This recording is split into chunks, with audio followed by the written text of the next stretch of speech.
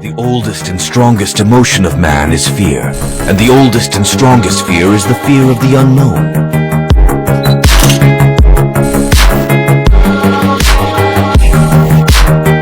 Always remember that you are a he, not a him. You're a real life fantasy, but you're moving so carefully. Let's start living dangerously. Talk to me, baby. I'm going up from this sweet, sweet pleasure. Let's lose our minds and go fucking crazy.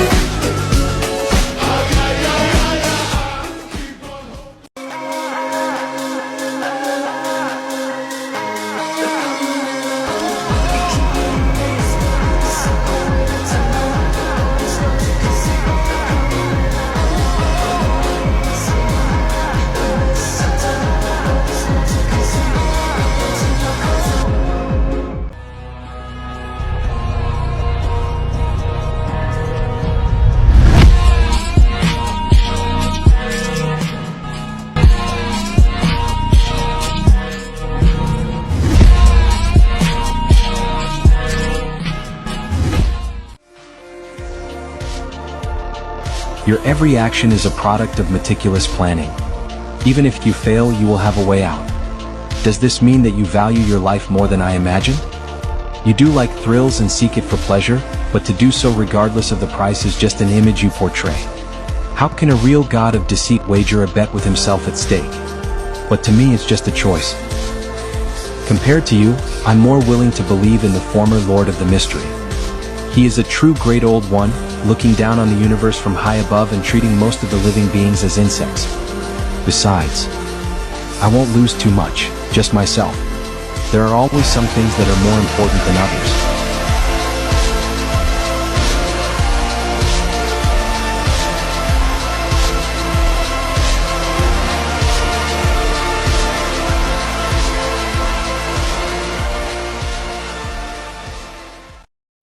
Beads of water streamed down Derek's face as a heavy creaking sound echoed in his ears.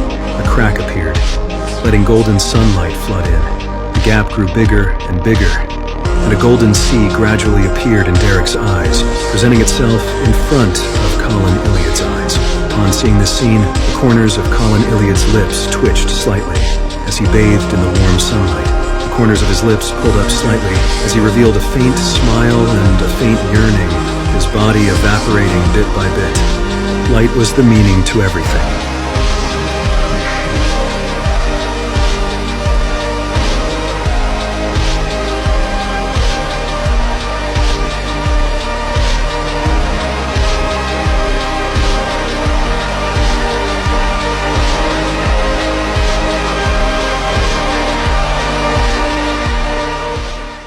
At this moment, the pointy-hatted monocled Amon walked to the edge of the ravine. With his back facing the grayish-white building, he spread his arms slightly and said with a smile, "This is the holy land where my father was awoken. Buried in it is the history I wish to see. My father told me that this place has an ancient name, called..." As a streak of silver lightning tore through the sky, the black-robed Amon paused as he widened his arms, saying with a solemn tone, "Chernobyl. Chernobyl." Upon hearing Amon's words, Klein's first reaction was one of shock. Back when they were approaching the bluish-black, single-eyed giant, he had come up with many possibilities, but he never expected to hear such a name. This was akin to seeing a machine gun appear in an ancient oil painting, or a novel's plot appearing in a scientific paper. It was filled with unbelievable contradictions. In the next second, he thought of the funny matter about how the ancient sun god had used his rib to create Dark Angel Sisrir, but had named his eldest son Adam.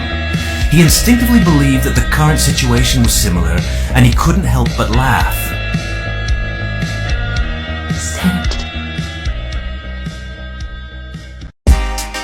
I wonder how I managed to end up in this place where I couldn't get away. The borderline between the times of pain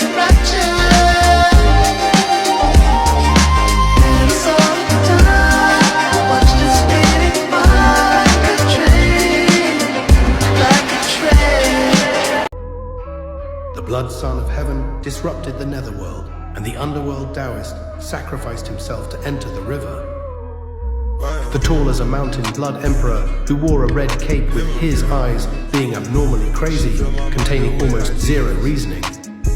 When I looked up at them, I lost consciousness when the blood emperor looked at me.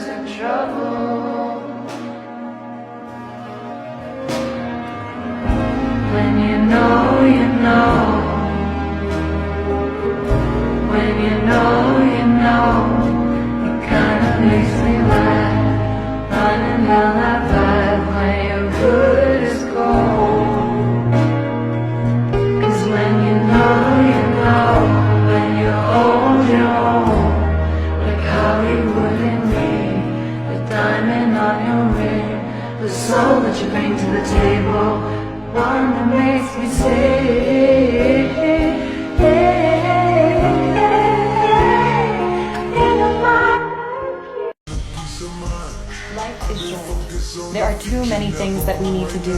Why must we waste our time on such uninteresting menial tasks? I just realized today that Mr. Fool is the most important man in my heart, a him. Oh my God, that be babe. Well, alright, tryna fight. Hey, come alive. Ain't it sneak? Ain't it? This reminds me of a saying, you may not look directly at God.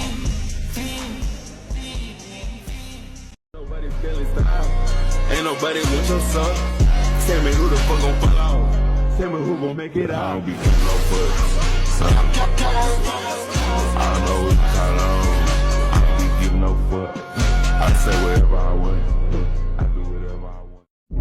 Perhaps I've never left my hometown, but I will never be able to return home. Nobility is in your character, not status. You don't know. Always remember you are a he, not a he. I'm not just one of your Lord of mysteries. Sir, how should we address you?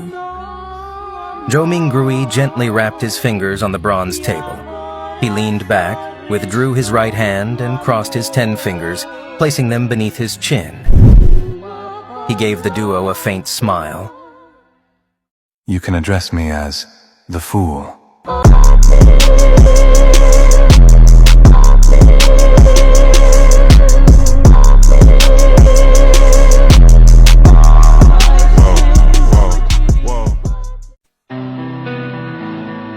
Monday, December 5th, 1350. It is a day I'll never forget. It was the day that I found out that this place, this world, was Earth all along. That it was home all along. Where do I even go from here? Will I never go back home? Why do I have to keep fighting? Why do I have to keep playing God? Is there even a reason for me to keep trying anymore? But that's when I decided to fight. To fight against fate. The will of the gods. All of it. Amon, also known as the Angel of Time, was one of the kings of angels from the third epic and a child of the ancient sun god. He was born as a sequence one, worm of time with the uniqueness of the error pathway. According to the doctrines from the third epic, the ancient sun god once referred to Amon as the god of trickery, the god of mischief, and the light at the dawn of the apocalypse. He solved the mystery around Mr. Fool, successfully inferring that Klein is Mr. Fool, a blessed of Saphira Castle, and can revive with its power. He made efforts to seize the Saphira Castle from Klein multiple times. He hunted Palez Zoralist, who was also a Sequence 1 Beyonder of the Error pathway for thousands of years, and finally got his Sequence 1 characteristic after one of Pallas's avatars invaded the Jacob family's grave. Don't ask us why we're taking such risks. Life often requires some excitement, joy, and anticipation. You truly are powerful, cunning, and terrifying, truly worthy of the title of God of Deceit. Does this mean that you value your life more than I imagined? You do like thrills and seek it for pleasure, but to do so regardless of the price is just an image you portray. How can a real god of deceit wager a bet with himself at stake? Of course, this is just my own guess. Perhaps it's wrong. Anyway, do you want to take the bet? Amon stroked the crystal monocle and made a tisk like Medici. You're really crazy. Klein replied with a smile. In the eyes of others, this is indeed insane. To me, it's just a choice.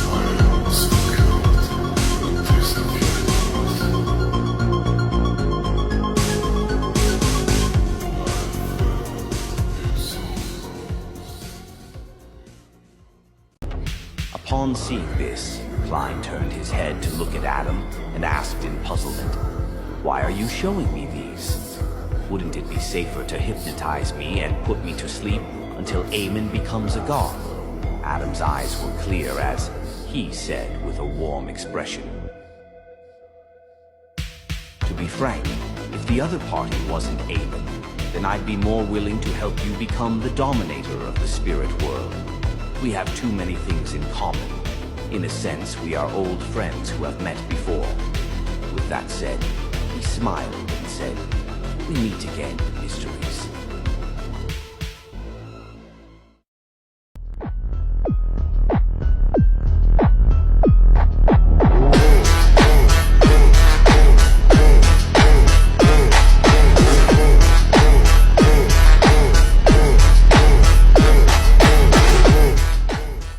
You asked me if I have a God complex?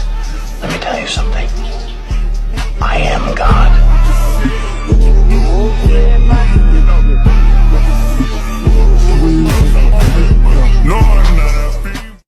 Medici had followed the ancient sun god from the second epoch and battled powerful dragons in this era.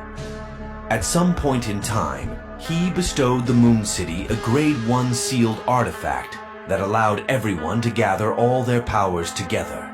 Medici was one of the kings of angels in the third epoch under the ancient sun god. He later joined Rose Redemption, which eventually caused the fall of the ancient sun god. After his death, Medici and the remnant of Rose Redemption followed the true creator. The War Angel is the Lord's rage, the Lord's punishment. His appearance over the land means war is at hand. But we hunters have no such problem. Regardless of what gender we were in the beginning, all we need to do in the future is war, war, war. Da.